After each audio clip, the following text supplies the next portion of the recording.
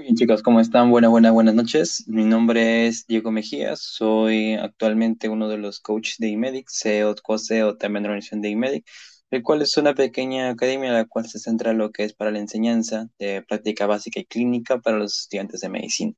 Como tal, hoy parte de las ponencias gratis que está ofreciendo la academia, vamos a hablar un poco acerca de lo que vendría a ser neurosemiología, sobre todo enfocarnos en las funciones cerebrales superiores, también un poco de lo que vendría a ser signos meningios y también hablar un poco también de lo que es la movilidad. ¿Ok? Esta fase va a ser sobre todo eso. Ya está.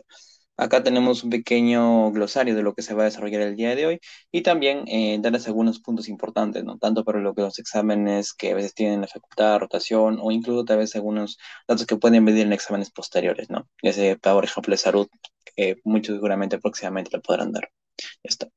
Vamos a iniciar con lo que vendría a ser el estado mental y lo que es lo que es el estudio en sí de las funciones mentales superiores. Para iniciar con lo que es el estado mental, siempre hay que tener con lo que vendría a ser la asignación de lo que es la llamada conciencia, ¿ok? Conciencia. Recuerda que la conciencia, como tal, tiene una gran cantidad de teorías de dónde es que se origina, ¿no? Hay unas más metafísicas que van desde la parte un poco más espiritual, pero sin embargo, acá lo que nos vamos a enfocar es la conciencia ver desde el punto de vista de la respuesta que puede ver que puede existir al ambiente, es decir, por ejemplo, la persona cómo reacciona a un estímulo y también cómo es que una le interpreta. Y esto es una división importante, ya que la conciencia se puede dividir en dos grandes ámbitos, ¿ok? Cuando tú hablas de una conciencia que responde al ambiente, una conciencia que es capaz de poder dar una respuesta, estamos hablando acá del nivel nivel de conciencia, ¿ok? Nivel de conciencia.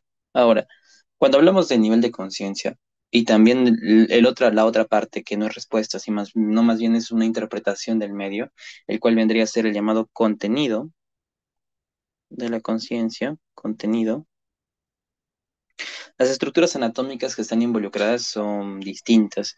Por ejemplo, si acá hacemos un pequeño esquema, ¿ok? Lo que vendría a ser la parte cerebral. Si acá tenemos el tronco, aproximadamente, ¿no? La parte cerebelosa. ¿Ok? Si uno nos preguntara dónde es que podemos encontrar cada uno de estos componentes, recordemos que lo que vendría a ser el nivel de conciencia está en el sistema reticular ascendente, ¿no? Que vendría a ser todo ese trayecto que va desde la parte, muchas veces se prolonga la parte medular, pero sobre todo tronco y la parte superior. En este caso tenemos que el componente principal del nivel es el SARA. Y recuerda que ese sirve para qué? Para generar respuesta al entorno, o sea, a la parte de un estímulo externo, ¿ya? Sin embargo, lo que es el llamado contenido ya está en una función un tanto más superior. Y esto lo podemos encontrar a qué nivel? A nivel de lo que es la llamada corteza. ¿Ok? Recuerde que a nivel de la corteza, que vendría a ser esta zona, es donde encontramos el llamado contenido de la conciencia. Y esto más que una respuesta, como te digo, sirve para poder hacer un análisis e interpretación. No, Analizar disculpe, e interpretar. Taluk. ¿Ok? Cuidado con esos micros, chicos, por ahí, por favor. Ya, analizar e interpretar. Ahora, lo normal es que te van a preguntar, por ejemplo, también es qué cosa tiene que ver con cada nivel, ¿no? Y tienes que tener muy en cuenta cuáles son los estados máximos de ambos. Vamos a iniciar primero con el llamado nivel, ¿ya? El estado de nivel más alto que tenemos en la conciencia de respuesta es aquel que nosotros conocemos como lo que es la llamada vigilia, ¿ya? Es aquel en el cual el paciente está orientado, está espaciado, puede responder. Si tú le das una orden, él capaz lo hace, lo realiza, normal. Esa es la llamada vigilia, ¿ya? O también se le puede poner estado de alerta, ¿ya? Estado de alerta. Recuerda que estos niveles van a ir disminuyendo hasta llegar al nivel más bajo, el cual en este caso vendría a ser el último, que es el llamado coma, ¿ok? Donde la respuesta sensorial o lo que vendría a ser como tal una respuesta a una orden directa, los pacientes suelen no darla, no responder como tal. Y estos, por ejemplo, van a ir descendiendo por distintos nombres. Por ejemplo, un nivel menor a la vigilia o alerta, que es una respuesta inmediata, tenemos lo que le llama somnolencia, donde en este caso el paciente tiende al sueño, pero simplemente se puede despertar, se despierta a la voz. El paciente es capaz de poder recobrar su conciencia, poder responder cuando se le habla. Un nivel un tanto menor, lo que vendría a ser la llamada obnubilación, ¿ok? ¿ok? Obnubilación, donde ya el estímulo que lo va a despertar ya no va a ser la voz. El estímulo que en este caso lo va a despertar o se va a despertar lo que vendría a ser simplemente al tacto, ¿ok? Tacto. Y si te preguntasen, esto lo voy a poner de un color rojito, este, tenemos lo que vendría a ser luego lo que es el llamado estupor, donde en este caso lo que es el despertar de un paciente va a ser al estímulo doloroso, ¿ok? Sobre todo acá quiero que te acuerdes cuáles son los niveles máximos, que es la vigilia, el nivel mínimo, que es el coma, donde la respuesta específica a una acción no se da por parte del paciente, y también cuándo es que aparece el dolor, ¿ok? Cuándo es que aparece el dolor. Asimismo, si te das cuenta, esto va a depender de una cantidad más que de una cualidad, ya que el paciente simplemente va a hacer una acción directa. Por lo cual, esta es la parte cuantitativa de la conciencia, ¿ok? Es el valor cuantitativo.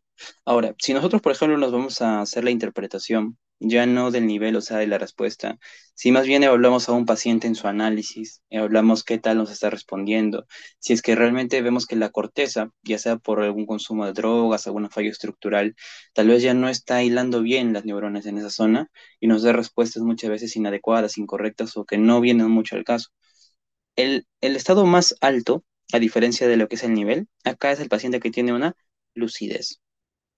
Y se va a denominar así porque este paciente es coherente, tiene coherencia en lo que vendría a ser su pensar, ¿no? Recuerda que el pensamiento tiene muchos componentes, pero la coherencia es uno de los principales que nos ayuda a determinar si lo que le estamos preguntando, él lo responde tal como es. Si lo que está haciendo tiene que ver con lo que, bueno, con la acción que ha iniciado, ¿no? Uno de los estados que nos podría llevar unos tantos problemas a esto, lo que vendría a ser el llamado confusional, donde el paciente, como acabo de mencionar, por ejemplo, ya sea por drogas, por ejemplo, algún alucinógeno, LSD o algún consumo, nos puede llevar tanto a lo que es alteraciones de la percepción, como lo que vendría a ser, por ejemplo, las alucinaciones, o en estados mucho más graves, ¿ya? Que podrían ser, por ejemplo, los llamados delirios, ¿ya? Por si acaso. Ahorita vamos a definir un poquito más qué es eso. Pero acá quiero que entiendan es que el paciente ya deja de tener coherencia con lo que está teniendo en su entorno. Ya no está teniendo un orden, por así decirlo, y más bien es algo un tanto más desordenado, más al azar su pensamiento, ¿ya? Y a diferencia de lo que pensaba, en que lo que estaba acá en la parte del nivel que es cuantitativo, esto es una más de tipo cualitativo. ¿Por qué cualitativo? Entiendo lo cualitativo porque la persona tiene que dar su apreciación del entorno, tiene que dar su sentir de lo que está justamente recepcionando. Y aquí también hay que tener otra cosa más. Lo que vendría a ser la parte de lo que es el contenido se puede dividir en dos tipos de percepciones, ¿ya? Lo que es la llamada alopsiquia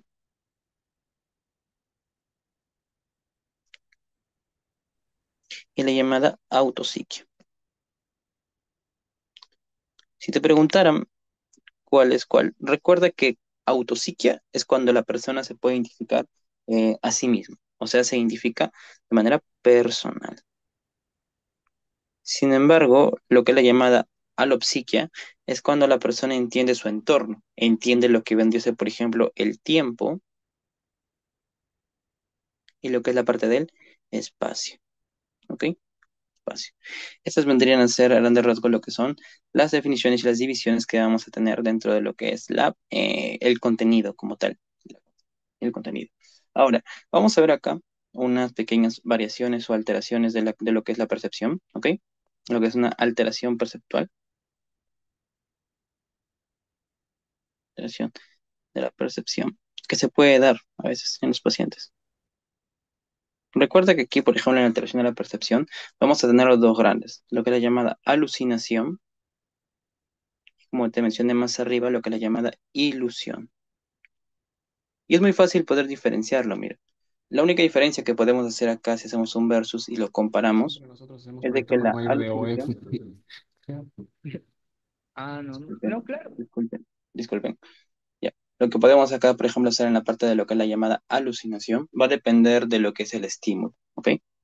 El estímulo en una alucinación acá es un estímulo de tipo real. Sin embargo, en lo que es la ilusión, el estímulo no es real. ¿Cómo así, Diego? Por ejemplo, suponte que tú estás en tu casita, suponte que este eres tú, y estás llegando un día de noche, de guardia, posiblemente estás cansado, justo ese día terminaste, te estabas terminando turno y te dieron una emergencia, llegó, no sé, algo, y pucha, tuviste que quedarte más. Estás cansado, llegas a tu casa, y de repente entrando, ves acá, por ejemplo, en tu puertita de tu cuarto, tal vez, por ahí en la mañana salís apurado, y es, por ejemplo, no sé, suponte acá, como si fuera, por ejemplo, un fantasmita, ¿ya? Tú te asustas porque tú estás percibiendo algo que posiblemente no sea real. Sin embargo, y al momento de, después de arreglar las cosas o prenderte a ver tu luz o algo, te das cuenta que esto solamente era ropa nada más. Ropa. Es un estímulo que es real, pero que tú has confundido por alguna situación. Puede ser, como acabo de decir, ansiedad, puede ser drogas o otro tipo de compuestos, los cuales nos hace percibir de manera errónea lo que sí está ahí. Sin embargo, acá, por ejemplo, suponte que hay otra persona, no sé, que también, que posiblemente esté por ahí en otro tipo de actividades, ¿no? Y que, por ejemplo, esté en su cuarto normal echado y que de repente vea, no sé, suponte que vea por ahí a un fantasma también, pero que al momento de que él se calma, se siente tranquilo y vuelve a querer percibir eso, lo sigue mirando, lo sigue viendo, a pesar de que posiblemente ahí no haya nada. Esa es la diferencia.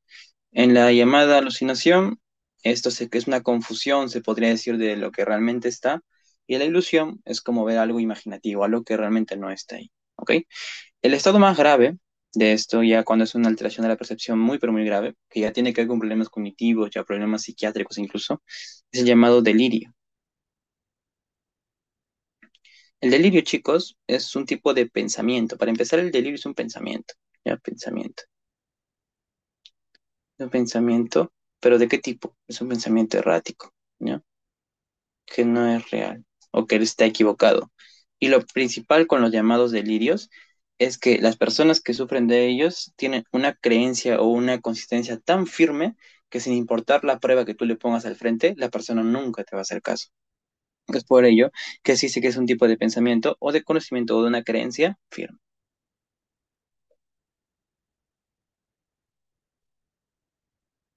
Ese es un delirio. Cuando no sé, por ejemplo, una persona que te sostenga de que capaz él en algún momento suponte, ¿no? Suponte que no sé, piensa que la gente mucho, mucho lo persigue, ¿no? Y, o sea, puede ser, ¿no? Puede ser capaz de gente que es famosa o algo, pero él, a pesar de que tal vez no lo conoce ni en pelea de perro, aún así sigue pensando eso. Y muchas veces por tú que le dices que tal vez no, que no se sienta así, o incluso ya con ayuda, él siempre va a tener esa idea, esa idea, esa idea, de manera tan firme que no hay forma de cómo poder cambiarlo, ¿ok?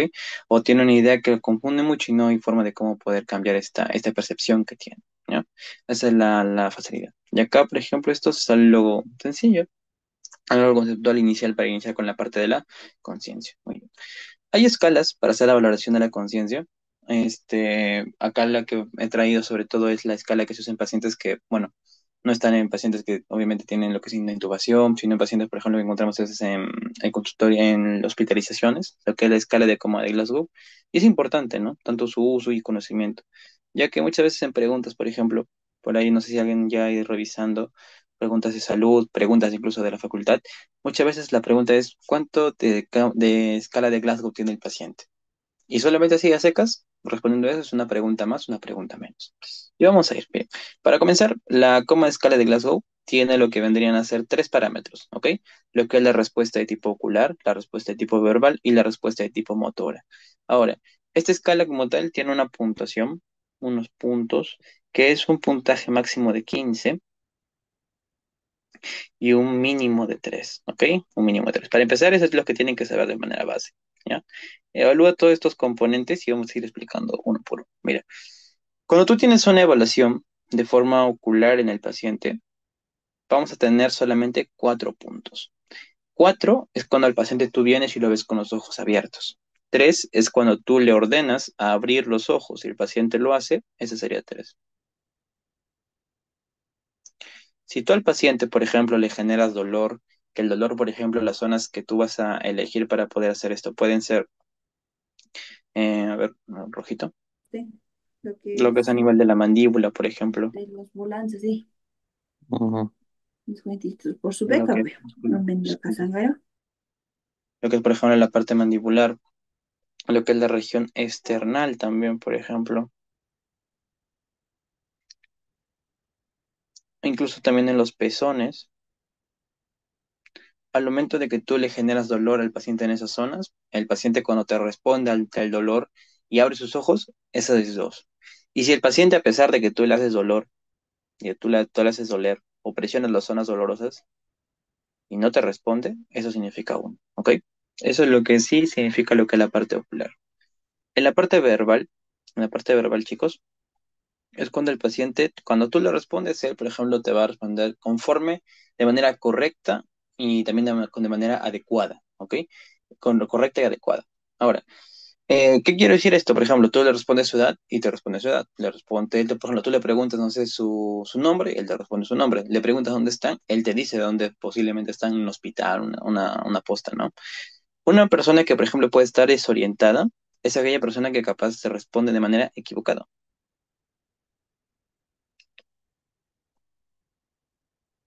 No sé, por ejemplo, si tú le preguntas su edad y tú ves que el señor se ve una edad un poquito mayor y te dice, no sé, de 30 años o te ve, por ejemplo, 20 años. Eso podría, el de estar respondiendo de manera conforme a lo que estás preguntando, pero no realmente una información real, ¿no? O tal vez no en base, por ejemplo, tú lo llevas un ratito afuera al paciente y le preguntas dónde están y él te dice en un parque, pero siguen dentro del hospital, ahí también, por ejemplo, el paciente puede que no esté muy bien dentro de esa evaluación. Lo que vendría a ser las palabras inapropiadas es cuando, o también llamadas inadecuadas, es por ejemplo cuando tú al paciente, tú le das una pregunta por algo, no sé, suponte su edad y te responde rojo, o le preguntas su nombre y te dice pato. O sea, son cosas que no tienen hilación ni nada que ver. Y a eso ya, por ejemplo, le damos un puntaje de 3 puntos, ¿ya? Cuando tú, por ejemplo, le preguntas al paciente, no sé, cualquier cosa, y en vez de darte una respuesta con palabras o vocalizar algún tipo de frase, oración, solamente te da como tartamudear, como si estuviera tartamudeando, o sea, solamente son sonidos nada más. Por ejemplo, hace como si fuera, espera, disculpen chicos, ya. Como si fuera, por ejemplo, no sé, o sonidos en sí, sonidos, como para complicarlo, solamente sonidos incomprensibles. Eso ya, por ejemplo, sería un puntaje de 2. Y si no hay ninguna respuesta, sería de uno. ¿Ok? Ahora, en lo que vendría a ser la respuesta motora, es de que al paciente le vas a indicar una orden. Por ejemplo, le vas a decir que haga algo y el paciente te lo va a realizar. Lo que es la localización del dolor y la retirada y flexión son distintas. ¿Por qué? Porque, por ejemplo, acá sí somos más grande en lo que es el muñequito.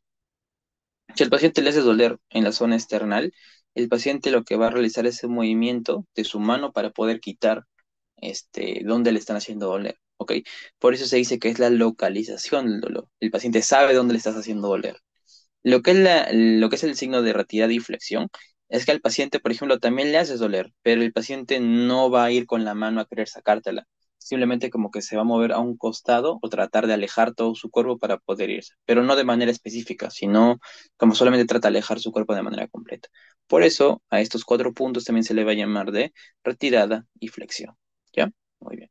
Ahora, en caso de lo que vendría a ser aquí, lo que es el puntaje de 3 y puntaje de 2. Vamos a hacer así un esquemita similar al que hicimos arriba, ya para más o menos se entienda. Acá tenemos cerebro, puente, este. Más o menos, para que sepas entender por qué se originan las lesiones tanto de flexión anormal o de cerebración o extensión y lo que es, perdón, no, flexión o de corticación y extensión y de cerebración, es porque tienes tú que saber o recordar la ubicación del núcleo rojo. ¿Ok? ¿Alguien se acuerda, chicos, dónde está el núcleo rojo? En el chat por ahí pueden, si quieren participar. El núcleo rojo, eso es un poco de anatomía. ¿Alguien se acuerda? Bueno.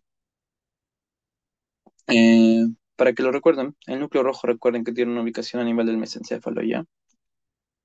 Mesencéfalo. Y estas lesiones, pues dependiendo de su nivel, van a ser distintas. Justamente se le llama lesión de decorticación a la flexión, porque las zonas que se van a lesionar Van a ser tanto, por ejemplo, a nivel cortical, capaz a nivel de la cápsula interna, que pasa justamente por eso son las radiaciones, cápsula interna, o por encima de lo que es la lesión de lo que es por encima de lo que es el núcleo rojo. Por lo tanto, lesiones que están por arriba del núcleo rojo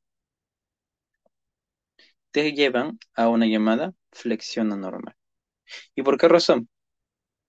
Porque justo el núcleo rojo se encarga de hacer la flexión de los músculos de los brazos o de los miembros superiores. Es por eso que cuando, por ejemplo, tenemos una lesión que va más abajo, supongamos que llega a nivel del tronco, a nivel del bulbo, y aquí, por ejemplo, el núcleo rojo ya no está activo. Por lo tanto, ya no va a estar en posición de flexión, sino va a estar en posición de extensión. Por eso, las lesiones que van por debajo del núcleo rojo regularmente te llevan a la llamada posición de descerebración. ¿Ya? Descerebración. Porque obviamente si es que no hay quien flexione, obviamente va a extender, ¿no? Y si por último, por ejemplo, no encuentras ninguna respuesta, esto ya sería uno, ¿ya? Pero recuerda, siempre tienes tú que sumar en estos parámetros, ¿ok? Para que puedan esto más o menos hacer la valoración de un paciente. Y recuerda que siempre lo que es, por ejemplo, lo que es la intubación endotraqueal o tubo endotraqueal, es con una puntuación menor a 8 puntos, ¿ok? Menor a 8 puntos. Obvio. Las demás funciones superiores que vamos a ver aquí solamente es la parte de las funciones superiores adicionales, vamos a hacerlo de manera rápida, ¿ya? Porque eso no hay tanta, ahí es más de manera teórica, ¿ok? Lo que es la parte de la atención al paciente, por ejemplo, le puedes decir números así al azar, por ejemplo, 5 7 4 uno solo número nada más, y decirle al paciente, por ejemplo, cuáles vendrían a ser la secuencia, o también puedes variarlo para que el paciente lo diga al revés, ¿no? 4 7 o 5, ¿ya? De manera teórica se dice que podría ser, por ejemplo, en un valor, este que se haga, por ejemplo, hasta con 5 dígitos, tiene una buena atención el paciente. Aquí no hay mucho. En cuanto a la memoria, sí, acá sí hay que poner un poquito más de atención. Mira, en lo que vendría a ser la memoria, cuando queremos evaluarlo de manera inmediata, no sé, manera rápida nada más, se le puede contar al paciente para que diga, por ejemplo, tres palabras, ¿no? Y que luego de un cabo de 5 minutos, pues las repita,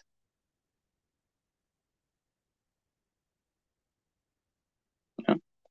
En lo que es, por ejemplo, la atención de lo que es la memoria de corto plazo, también. Si es una valoración similar, solamente que el tiempo un tanto más extendido, en los 5 capaz 10 minutos.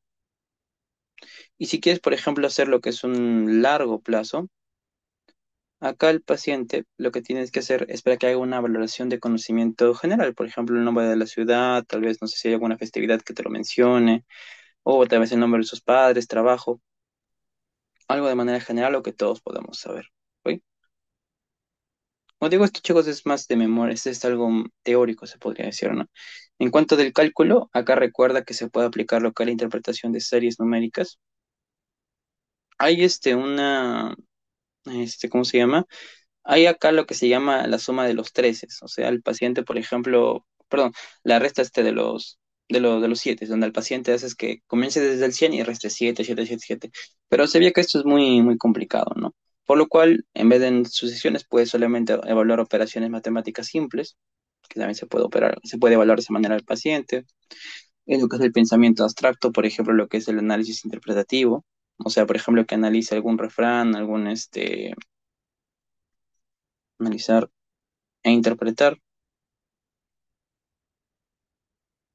¿ok?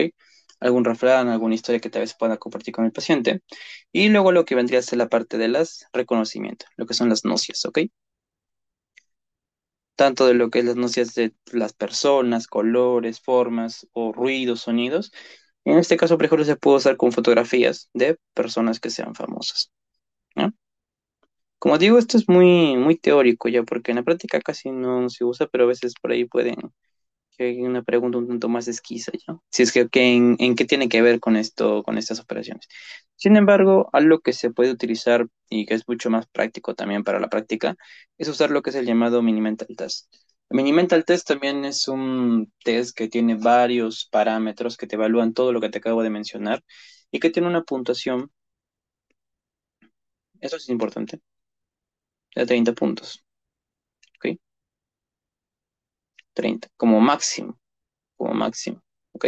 Y se menciona que cuando el Minimental, por ejemplo, tiene una puntuación desde 24 o menor que eso, ya tenemos un deterioro cognitivo, un deterioro, ¿ya? Así que mucha atención con eso. Es un test, como digo, muy rápido, muy sencillo, pero obviamente tienes que practicarlo para poder más o menos captar su funcionalidad, ¿no? Y cómo poder emplearlo. Ya está. Ahora, lo importante de todas las funciones superiores, por lo menos para esta parte, es la evaluación del lenguaje, sobre todo por las alteraciones que puede tener. Recuerda que algunas nomenclaturas semiológicas, ¿no? Para lo que vendría a ser las alteraciones del lenguaje tenemos. Cuando hay una alteración, por ejemplo, a nivel de lo que es la lectura, tenemos la llamada dislexia. Cuando esta, por ejemplo, tiene que ver ya con la parte de escritura, lo podemos conocer como disgrafia, ¿ok? Cuando tenemos, por ejemplo, problemas para poder hacer lo que es la expresión, vocalización o para poder generar palabras como tal, que solamente se limita a la región laringea, ojo, con, acá, que se puede limitar a la región laringea, que lo voy a pintar de este color, ¿ok? ¿Listo? Esto de acá lo podemos llamar como disfonía. Y si el problema fuese mucho más grave, donde el paciente, por ejemplo, no solamente tiene una alteración a nivel laringeo, sino más bien los músculos que generan la articulación, la formación de lo que son las palabras, que lo voy a graficar así. Cuando hay una alteración mucho más amplia, ya no es disfonía. A esto se le va a llamar como disartria. ¿Qué vendrían a ser problemas para la articulación? Esto es para la fonación o para la voz como tal. El volumen de la voz está un tanto alterado aquí, en la disfonía. En la disartria es mucho más complejo porque tiene que ver con los pares craneales que se encargan de hacer la formación de los fonemas, movilidad de la voz, apertura y cierre, por eso es un poco más complicado. Incluso movilidad del paladar también para poder darle también cualidades también a la voz, ¿ok? Cualidades también a la voz. Ahora, uno de los principales problemas neurológicos que vamos a tener aquí vendrían a ser las llamadas afasias. Las afasias se deben a que hay un problema tanto de lo que vendría a ser al momento de hacer la expresión del habla, como también, por ejemplo, podría haber problemas en su comprensión. Y estas afasias se van a clasificar dependiendo de su zona de lesión. Ahora, para saber qué zona de lesión, qué zonas son las zonas importantes y las que tenemos que tener en cuenta, tenemos que recordar cómo es que se genera lo que vendría a ser como tal, ¿no? El lenguaje. Recordemos de que tenemos dos áreas que van a tener justamente o van a estar encargadas de lo que vendría a ser el habla. Tenemos el llamada área de Wernicke. También recuerda que como áreas de Brodmann son el número 23, 22, perdón, y 39, ¿ok? Y lo que es el área de Broca, donde son 44, 45, ¿ya? El estímulo va a ingresar por esta zona, lo que es la parte del estímulo como tal. Y estas van a generar un pequeño fascículo, ¿ya? Que se va a comunicar con la zona que es la área de Broca, que es la región motora del habla. Una vez de que Wernicke se ha comunicado con Broca por el fascículo 4, tenemos lo que es la llamada respuesta. ¿Ok? Es por eso, es por eso que dependiendo de la zona que se va a lesionar, vamos a tener distintos tipos de afasia. De manera general, porque no es como tal el fin de la clase esto, pero vamos a definir las dos primeras. Mira, cuando tenemos, por ejemplo, una alteración en la zona de Wernicke, que se puede decir la llamada zona sensitiva. Ahora tenemos una lesión en esta zona, que vendría a ser acá por uno. ¿Qué tendríamos acá? Las llamadas afasias sensitivas o receptivas, también no se lo puede comunicar, o también llamadas afasias de Wernicke. ¿Qué ocurre? En este caso, el paciente, si te das cuenta, eh, su parte motora está conservada, por lo cual acá la voz es fluida. Es fluido. No tiene molestias la persona para poder hablar, ya que el paciente, su parte de bucal, su parte motora está normal. Sin embargo, sin embargo, ¿qué pasaría, por ejemplo, si tenemos una alteración? Voy a poner con azul. a nivel de lo que es el área de Broca. Si tenemos una alteración en lo que es el área de Broca, tendríamos una afasia ¿de qué tipo? De tipo motora, o también llamada afasia de Broca, donde el paciente, aparte de no entender lo que está, porque recuerda que el problema de las afasias es que no comprenden, aparte de que no comprende, ¿ok? Acá la voz no es fluida, ¿ok? Va a ser pues, voz no fluida. No tiene la capacidad la persona para poder interpretar bien, vocalizar bien, para poder mencionar bien las palabras, ¿ok? Ahora, ocurre de que hay, por ejemplo, lesiones, suponte, no sé, un ACV de cara anterior con un poco la parte de cara media y tenemos una fascia de toda esa zona, se lesiona toditito esto. Lo voy a acá dibujar con negrito. Suponte que se lesione todo esto.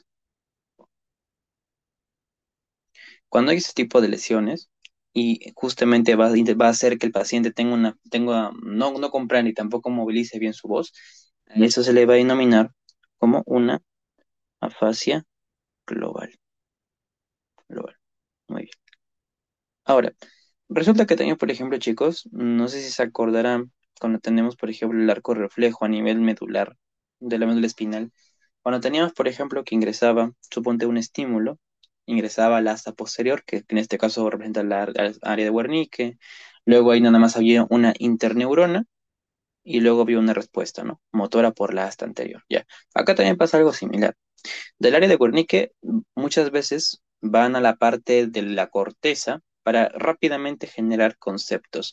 Y date cuenta que esto se usa muchas veces en la parte de práctica, ¿no? No se supone el profesor, por ejemplo, justamente el día de tu rotación, te pregunta, ¿cómo se llama la alteración donde la persona no tiene la capacidad, por ejemplo, para poder articular las palabras?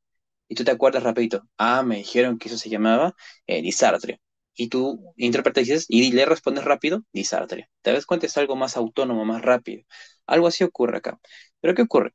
A veces cuando las áreas donde están los conceptos, las áreas de asociación del lenguaje, están lesionadas, acá se genera otro tipo de afasia, ¿ok? Las afasias que se van a generar acá son las llamadas afasias de transferencia, donde la persona es incapaz de poder hacer las llamadas repeticiones o poder incluso de poder hacer la evocación de algún tipo de concepto, ¿ya?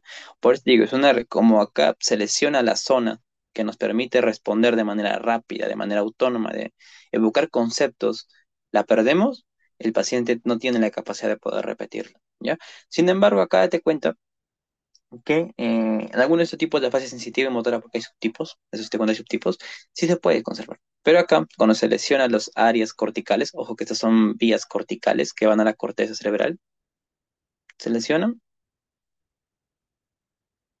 el paciente tiene esa incapacidad, ¿ok? Tiene esa incapacidad. Muy bien. Ahora, vamos a ir con lo que vendría a ser la función motora, la primera de las funciones motoras que vamos a ver hoy, que vendría a ser la llamada marcha. Mira, para iniciar con la llamada marcha tenemos que tener en cuenta que el paciente tiene algunas características, ¿ok? Tiene algunas características. Cuando nosotros nos referimos, por ejemplo, a lo que es la llamada amplitud de la marcha, eso se refiere a la distancia que existe, por ejemplo, desde una pisada hacia la otra, de una persona, ¿ok? Esa es la amplitud, donde, dependiendo de la persona, si es capaz o es incapaz de mantener una amplitud corta, una amplitud larga, vamos a determinar si está alterada o no. Y en caso de la base, esto vendría a ser la distancia que tenemos entre ambos pies, pero de manera lateral. Esto vendría a ser la base, ¿ya? Esto, por ejemplo, se ve sobre todo alterado en ataxias, que ahorita vamos más o menos a hacer el esquema para que te pueda quedar, ¿ok? Así que lo primero que tú te vas a preguntar en la que es las llamadas ataxias. ¿La marcha acaso es simétrica? O sea, el paciente mueve ambos pies de manera igual. Si tu respuesta inicial es sí, o sea que sí lo es, luego lo que vas a decirte es, ¿el paciente hace pasos cortos o hace pasos largos? Si el paciente hace pasos muy cortitos, o sea, no está teniendo mucha amplitud, lo que vendría a ser de lo que es la zancada de los pies, o por ejemplo, esto se acorta, Por ejemplo, un pasito de acá y el otro pasito ahí nomás. No lo separa casi nada. Si la respuesta es positiva, ahí vamos a evaluar luego a lo que es la postura. Y acá la principal marcha que quiero que te acuerdes es lo que vendría a ser la encorvada. ¿Qué es característico de quién? De la marcha parkinsoniana. Pacientes con Parkinson tienen justamente ese tipo de alteración. Y mira, ya te cuento. Si te das cuenta, el paciente con Parkinson no suele tener una base demasiado, perdón, una amplitud de sus pies muy amplio, no lo separa mucho de manera longitudinal y también suele estar encorvado al momento de caminar, ¿ok? Suele estar encorvado, ya está. Ahora, si el paciente está normal, o sea, los pasos sí pueden ser de manera normal, consecuentes, no pega mucho las piernas, luego tienes que ver lo que vendría a ser la separación de los pies o la llamada base, ¿ok? La llamada base. Si el paciente tiene una base ancha, acá te vas a preguntar si el paciente hace o no hace este paje. ¿No? ¿Hace o no hace este paje? Ahora, acá hay una aclaración. Cuando tú vas a hablar la base o separación, o sea, la base ancha, tienes tú que preguntarte por qué razón un paciente haría base ancha. Y es simple. Base ancha es sinónimo, chicos, es sinónimo a que el paciente tenga una ataxia.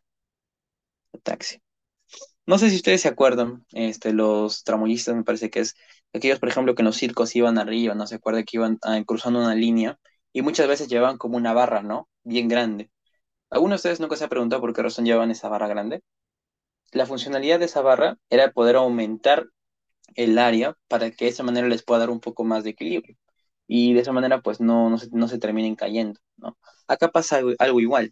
Como en las ataxias, las personas pierden el equilibrio, no tienen el control completo del equilibrio, ¿qué hacen? En vez de tener una base pequeña, como estaba aquí, ellos tienden a aumentar su base para que de esta forma, pues se pueda conservar el equilibrio. ¿Ok? Eso es lo que vendría a ser una base ancha. ¿Ok? Y esa es la razón por la cual pues, en las ataxias se da, ¿no?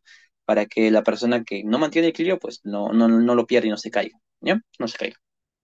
Ahora, lo siguiente que te vas a preguntar si tiene una base muy amplia es, ¿tiene estepaje o no? Y eso nos va a diferenciar de manera así sencilla. El estepaje es simplemente que el paciente, por ejemplo, ¿dónde está un ejemplo? Acá está. ¿Dónde está? ¿Dónde está? ¿Dónde está? Está. Ya, ¿dónde está? No, pero es que no. Ya bueno, acá lo voy a explicar.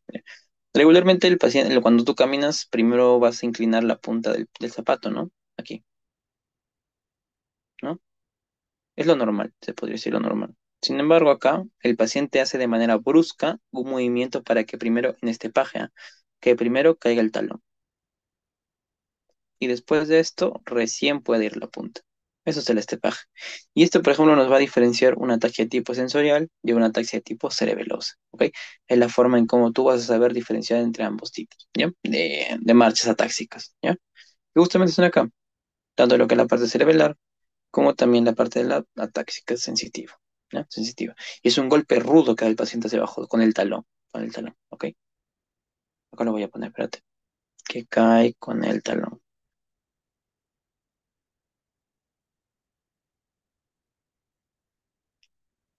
ya está. Ahora, si esto, por ejemplo, estuviera normal, si la base fuera normal, o sea, fuera una base mucho más corta, normal, ahí te vas a preguntar, ¿el paciente con una base normal, sin abrir mucho las piernas, hace este paje? Si tu respuesta ahí es sí, o sea, que hace que los pies caigan así en el talón, ahí vamos a tener la llamada marcha equina o del pie caído, ¿ok? Marcha equina o del pie caído. Y ya por último, acá la parte del no te vas a acordar si es que no, luego te vas a acordar acá de tu amiga la que se quebraba. La que sí va a depender mucho si que tiene, por ejemplo, una rotación pélvica. Si acá dice que sí, pues van a tener la llamada marcha del pato. ¿Ok? Marcha del pato. Luego tenemos otro tipo de marchas que, bueno, ya no, bueno, por el tiempo tampoco no vamos a dar mucho, pero también recuerda que podemos en la marcha práctica sí que se combina por tener justamente movimientos mucho más desarticulados y una marcha funcional que podría ser un tono más estrafalario. ¿Ya? Ahora, si el paciente, por ejemplo, no tuviera simetría, supongamos de que el paciente pues no tiene simetría, o sea, mueve sus pies de manera normal o una arrastra a la otra, que es lo que normalmente te ponen. Espérate, vamos a poner acá. Si te dijera que no y es asimétrico, en lo que tú tienes que pensarme ahí, sobre todo es una marcha hemipléjica.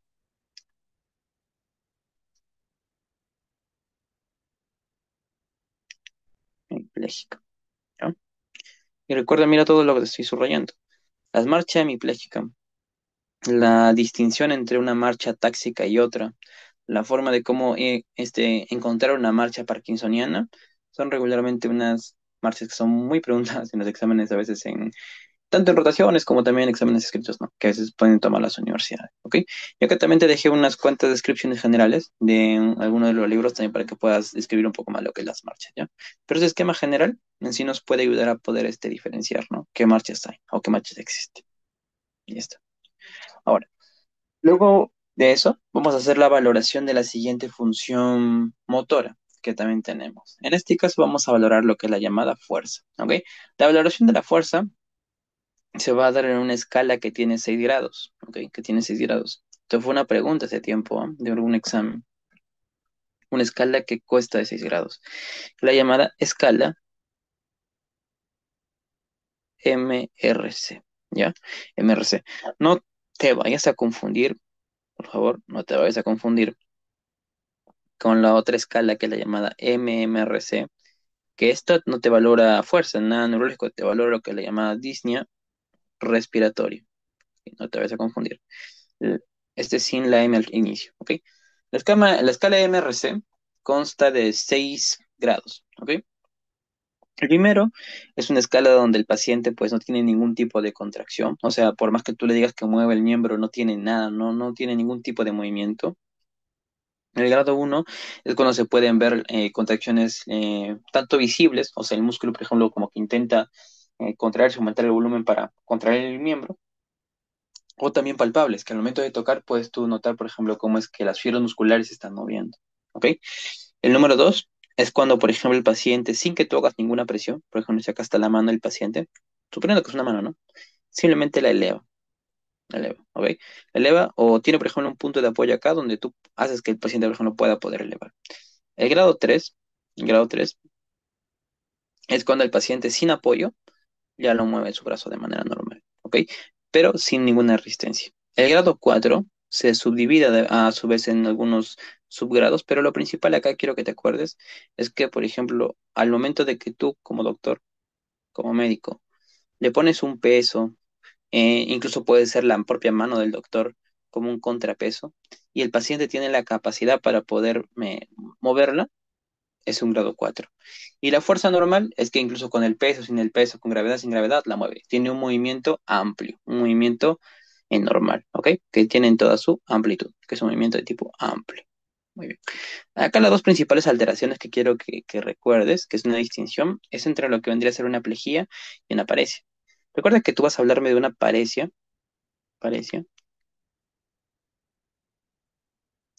cuando tienes una disminución de la fuerza, pero aún la tienes, ¿ok? Aún la tienes. Es como similar a decir que tiene una debilidad muscular, ¿ok? Eso es una paresia.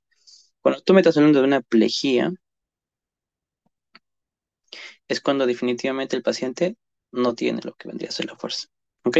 Primero vamos a ver qué técnicas o qué maniobras tú vas a usar para poder determinar si tiene una cosa o la otra. Para poder determinarme, por ejemplo, en miembros superiores, tenemos la llamada maniobra de Migancini, que se usa para evaluar la fuerza en miembros superiores. ¿Ok? Donde el paciente primero vas a hacer que eleve ambos brazos, vas a ponerlos al mismo nivel y luego vas a esperar que cierre los ojos. ¿Ok? Y tú vas a esperar un tiempo aproximado de unos 5 segundos. ¿Ok? A esto también, por ejemplo, se le va otro nombre con el que ha venido y no pusieron Migancini, pero Migancina no, Migancini. También se le conoce a esto como prueba de juramento. ¿Ya? Juramento. Ahora, una posición o un análogo de Migancini para miembros inferiores es la llamada maniobra de Barré, que se sirve para miembros inferiores. Y que el tiempo aproximado acá es... Uy, uy, sorry. Sí, qué raro. Acá es 10 y acá es 5. Qué raro. Bueno, la idea, chicos, es de que la evaluación En este caso se va a hacer. En el caso de Barrett tienes dos variantes, que lo puedes hacer acostado o el paciente también boca abajo, pero regularmente se evalúa con Migancini al paciente, ¿no? Y ya cuando el paciente está en hospitalización o cuando el paciente, por ejemplo, está internado, se suele usar Barrett. Pero regularmente en consulta externa es más para Migancini, evaluar fuerza de miembros superiores, ¿ok? Ahora, acá estos dibujitos nos van a servir para poder hacer lo que vendría a ser algunos nombres, ¿no? De cómo se le llama, por ejemplo, cuando tenemos plejías o parecias de una cierta determinada zona del cuerpo. ¿Cómo así? Por ejemplo, supongamos de que el paciente tiene una alteración, voy a pintar de acá este color, que fuese únicamente de uno de los miembros. Por ejemplo, que sea de acá del brazo, nada más. ¿Ya? Si fuera solamente de uno de los miembros, a esto tú le vas a poner el prefijo mono, ¿ya? Mono. ¿Ya? Que puede ser monoparesia, monoplejía, pero para hacer más o menos todos los ejemplos similares, vamos a pensar que es una plejía, ¿ya? O sea, si solamente el brazo no tiene movilidad, a eso le vas a llamar monoplejía. Tal vez algún accidente de tránsito, tal vez un pinzamiento del plexo braquial que ha sido muy lesivo y ha generado que no se pueda mover, etc. Varias etiologías que pueden generar, pero solo de un miembro, monoplejía. Sea de miembro superior a miembro inferior, por si acaso. Si tenemos, por ejemplo, que se han paralizado miembro superior y miembro inferior, pero del mismo lado, o sea, por ejemplo, en este caso del lado derecho, a esto tú le vas a llamar, ¿ok? Hemiplejía.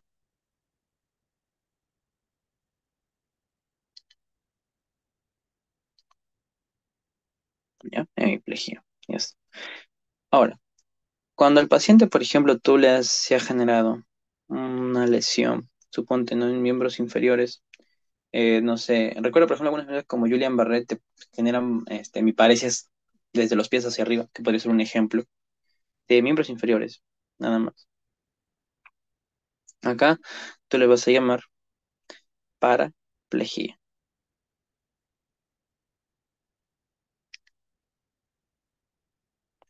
Y en caso, por ejemplo, el paciente tuviese alguna lesión a nivel de los dos miembros superiores, el paciente está dipléjico o tiene también la llamada diplejía. Ahí te pongo ahí con colores más o menos para que lo entiendas. Ahora, ¿qué ocurre si al paciente, por ejemplo, le tenemos que tiene una alteración, pero en todos los miembros, tanto superiores como inferiores? O sea, todo está lesionado. ¿Ok? Eso tú te le vas a llamar como tetraplejía.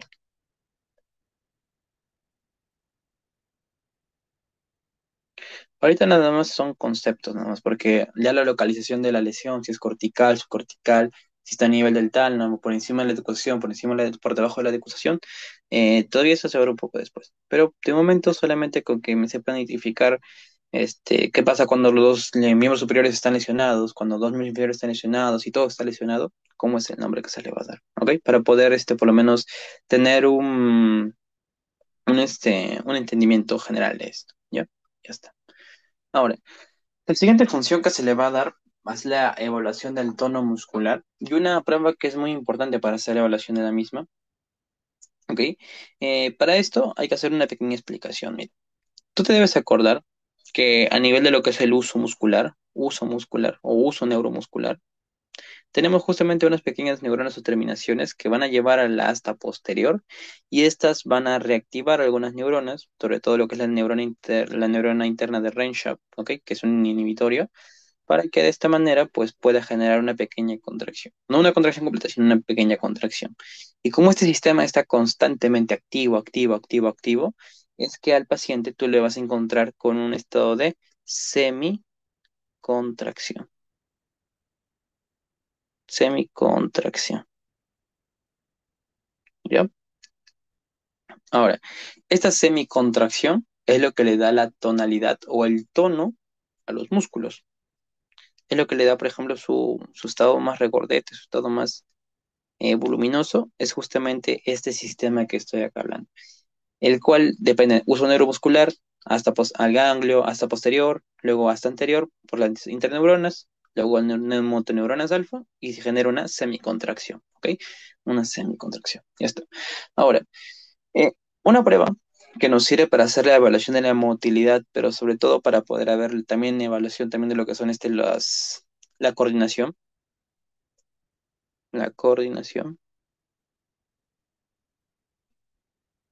¿ok? Es la maniobra de Stewart-Jones.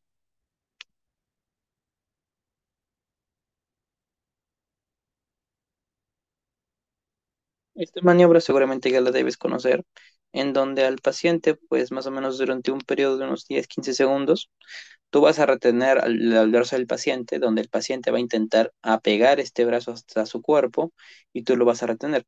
Luego tú lo vas a soltar y lo que normalmente, si es que hay una buena coordinación, si es que el tono también está conservado de la parte este muscular, del grupo muscular, es que el brazo solamente llega hasta esta zona, que te voy a remarcar, hasta aquí, suponiendo que es el brazo, ¿no? Hasta ahí, sin tocar exageradamente lo que es la parte, por ejemplo, del pecho, ¿no? Sin tocar esa parte.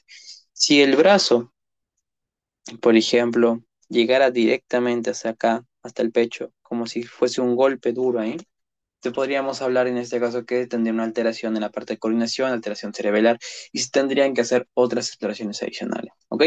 Pero sí, de manera general, chicos, recuerden que esta es la maniobra que se usa para evaluar coordinación y también motilidad, también como la evaluación del tono muscular. Ahora, cuando tenemos, por ejemplo, una disminución o una disminución del tono, o sea, una hipotonía, al músculo lo vas a ver como si fuese gelatina, o sea, lo vas a ver de manera más flácida, flácida, ¿ok? El músculo va a estar mucho más flácido, bueno, flácido, no, flácido, ya está. Ahora, hay otros estadios de algunas enfermedades que te van a generar una hipertonía, un aumento del tono, ¿ok? Y esto se debe, seguro, a lo que, como acabamos de ver, a alteraciones dentro de este sistema, donde acaba a haber un aumento del tono. Ahora, este aumento del tono va a depender mucho de la manera en cómo es que se dé. Y hay dos tipos de lesiones o de formas de cómo se va a lesionar el tono. El primero es cuando tenemos un tipo de lesión de tipo espástica,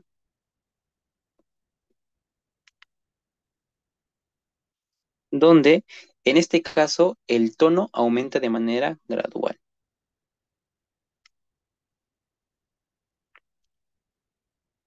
Y luego tenemos otro tipo de tonos aumentados, al cual se le va a llamar como rigidez, donde acá el tono está aumentado de manera constante.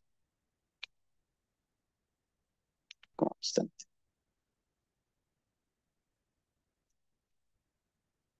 Ahora, cuando tenemos, por ejemplo, una lesión de tipo espástica, lo que se hace, por ejemplo, al paciente, suponiendo de que acá es el signo clásico, cómo se basa la valoración, que es una evaluación pasiva del tono. Tenemos acá, por ejemplo, acá está el hombro del paciente, acá está el codo del paciente, y acá tenemos luego la mano, ¿ok?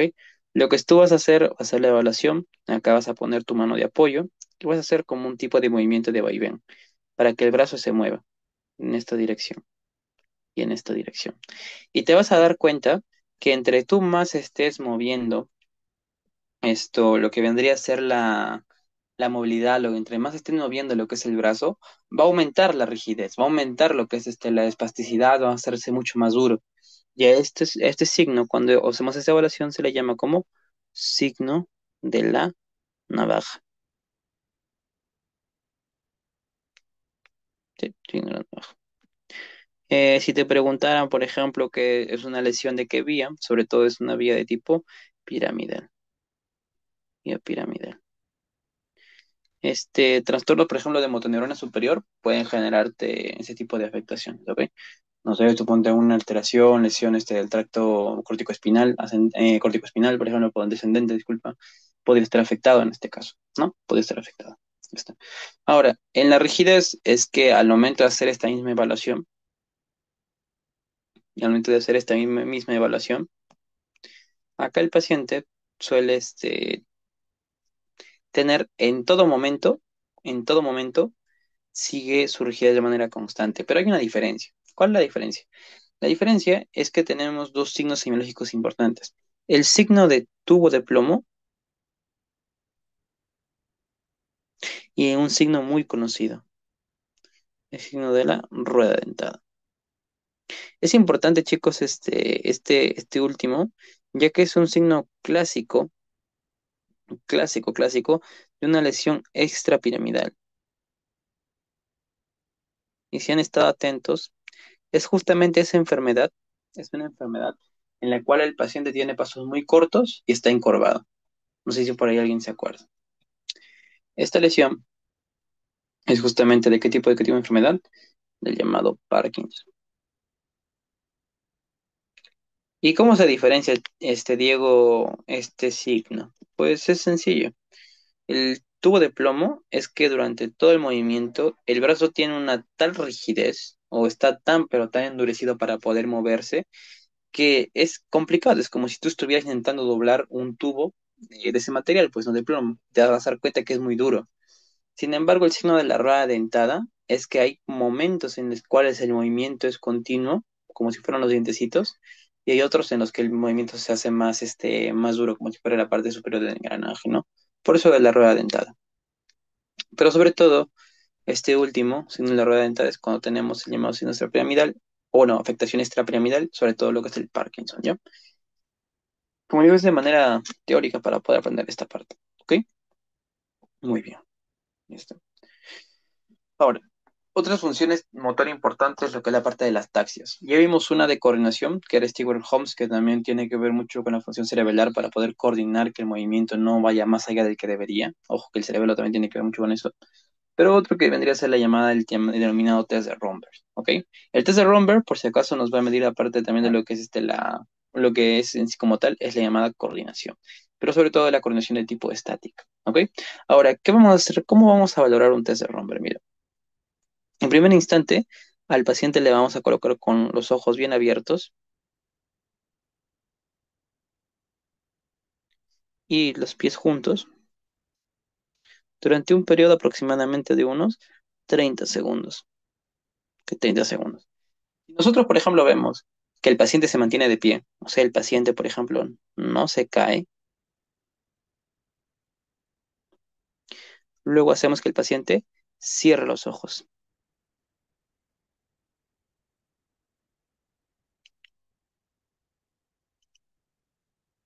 Ahora, si el paciente tras cerrar los ojos, chicos, sigue sin caerse, o sea, no se cae otra vez, podríamos considerar que el paciente está normal, ¿ok? Está normal. Sin embargo, si al paciente, al momento de cerrar acá los ojos, el paciente se cae, esto nos va a indicar que posiblemente el paciente está teniendo de un tipo de ataxia. ¿Qué tipo de ataxia? Tipo sensorial. Porque el paciente se ha caído porque ha perdido de vista su entorno. Al momento de que cerró los ojos ya no puede percibir nada. Por eso esto lo denominamos de tipo sensorial, ¿ok? De tipo perceptiva. A esto también se le puede denominar que es una alteración de tipo periférica. Acá se afectan sobre todo nervios. Y es aquí donde tenemos el llamado, perdón, romper, disculpen, positivo. Sin embargo, sin embargo, si el paciente solamente se cae en primera intención, o sea, al inicio nada más de lo que es lo que es ¿cómo se llama? La prueba, en este caso tendríamos una ataxia cerebelosa. Y el problema aquí ya no sería periférico, sino sería un problema de tipo central. Porque el paciente, incluso con su percepción, o sea, incluso mirando el ambiente, no es capaz de mantenerse en pie. ¿Ok? Y es una afectación un tanto más grave, porque está afectando ya núcleos centrales, en este caso de la persona. ¿Ok? Muy bien. Ahora, otras pruebas que son solamente memorísticas nada más, son las llamadas taxias dinámicas, que son tres pruebas así sencillas, ¿ya? El llamado índice, dedo nariz, que como puedes ver el paciente simplemente primero pone en un punto lejano y luego acerca el dedo hacia su nariz de manera repetida y rápida, y donde lo normal es que obviamente pueda acertar, ¿no? Si el paciente empieza como que a demorarse para ubicar el punto de su nariz, o se va más allá, o más cercano, o más lejano, Bueno, si no más, más lejano, ahí podríamos decir que tienen problemas en la coordinación, ¿ok? Y otro es también donde vamos a poner el llamado talón espinilla, que es un tanto menos usado, ¿ok? De manera más teórica,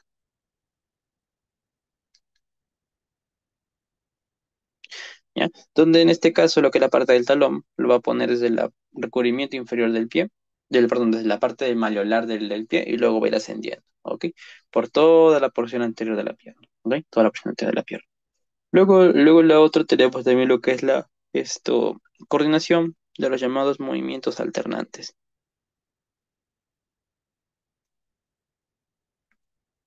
donde en este caso, de manera normal, el paciente, por ejemplo, hace que las manos se pongan boca abajo y luego boca arriba, boca abajo, boca arriba, boca abajo, boca arriba, de manera alternada. O sea, hace un movimiento así y luego así, ¿ya? De manera consecutiva. Eh, a esto normalmente se le va a llamar diodiaco cinesia, diodiaco cinesia, ¿ok? Diodiaco cinesia. Ya está, muy bien, genial. Ahora, hemos visto grandes funciones de la parte motora, lo que es la evaluación de fuerza, funciones de equilibrio, funciones también de lo que es coordinación, que obviamente hay una infinidad de pruebas, pero son dentro de todo las que más se suelen utilizar, las que también más, más suelen a veces preguntar, porque son cosas muy representativas algunas veces. Y ya por último, para ir terminando, tendríamos a ver lo que vendría a ser la forma de los llamados signos meningios, ¿ok? Los signos meningios, chicos, muchas veces uno lo confunde y ahí piensa que es de frente meningitis, pero no es así. El signo meningio aparece cuando tenemos alguna, ¿qué tipo? Irritación de las meninges. Irritación de las meninges, claro. Por ejemplo, digo, ¿qué irritación de las meninges podríamos tener? Obviamente, la llamada meningitis vendría a ser una, que es una causa infecciosa. Pero recuerda que que no es exactamente la única. Otro tipo también de lesión que puede generarte un meningismo es la llamada hemorragia subaranoidea, donde al igual que que la meningitis, si bien es cierto, acá genera una inflamación por la propia infección, las hemorragias subaranoideas también son una causa importante de signos meningios debido a que acá la sangre que se está perdiendo, al ser tan abrupta en una zona tan delicada, también genera irritación. ¿Ok? Así que signo meningio es sinónimo de cualquier molécula, infección, estado inflamatorio que genere que las meninges empiecen a inflamarse. ¿Ok? Empiecen a inflamarse. Algunos de los signos cardinales que te pueden hacer pensar en lo que se llama meningitis sería primero que tenga una fiebre alta, alta temperatura, principalmente mayor a 38 grados, 38, 39 grados. Segundo, que son las llamadas náuseas y vómitos también, ¿ok? Náuseas y vómitos, que también puede tener el paciente, ¿ok? Si el paciente empieza a tener estos síntomas, lo siguiente que puede ir apareciendo acá es, por ejemplo, también el aumento de la llamada cefalea, que va acompañada con llamada fotofobia, o sea que el paciente tiene una incapacidad o que no puede estar mirando de manera constante lo que vendrían a ser las luces, porque esto genera irritación a nivel de la meninge, ¿ok? Pero lo principal acá, lo voy a poner de verde, es lo que vendría a ser la llamada contractura muscular.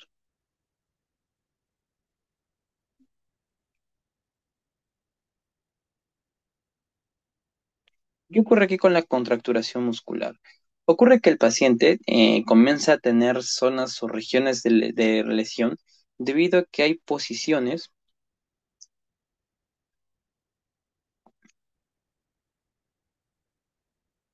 que generan una irritación, o bueno, más que una irritación, claro,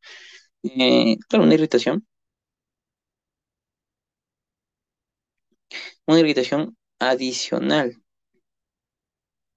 a la meninge. O sea, hay ciertas posiciones que el paciente a veces puede adoptar que generan de que éstas puedan alterar mucho más de lo que ya de por sí la meninge está ya irritada, con lo cual el paciente tiende a poner algunas posiciones de alivio.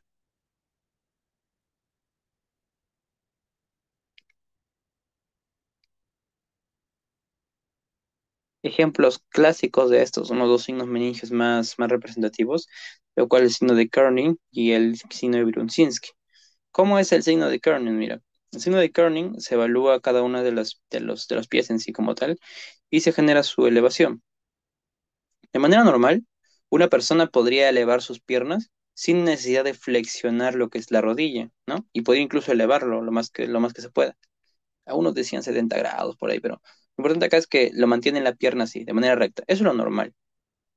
Sin embargo, en el kerning ocurre que el paciente no tiene esta capacidad. Por más que tú eleves la pierna, el paciente tiende a doblarla, tiende a generar como si estuviera dando un rodillazo al aire. Y no puede mantener la pierna erguida de manera constante, ¿ok? Es el signo de kerning. Y el signo de Brunzinski es de que al paciente, al momento, primero, de flexionar la cabeza, de manera consecuente, el paciente bueno, flexiona ambas rodillas, ¿ok? Primero lo es la flexión de la cabeza y luego se genera la flexión de la rodilla.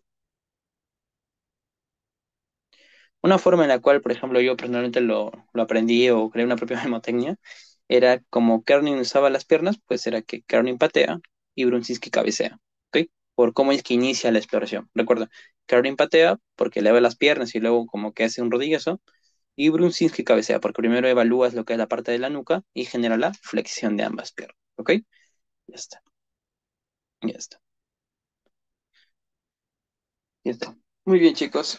Eh, Quería agradecer mucho a Carlos que a los presentes por lo que se han quedado. Y ya de aquí, bueno, ya estaríamos, esto sería lo último ya de la exposición con respecto al día de hoy. Ya de aquí, posiblemente la otra semana, vamos a ver un poco de sensibilidad, lo que es reflejos, Babinski y otras cosas más, para poder seguir con estas exposiciones gratis de parte de la academia. Recuerden, somos Inmedic Perú y cualquier número, acá tienen justamente el número disponibles para poder contactarnos, ¿ok? Ya de acá, chicos, sería hasta otra oportunidad. Muchas gracias, me despido. Chao, chao.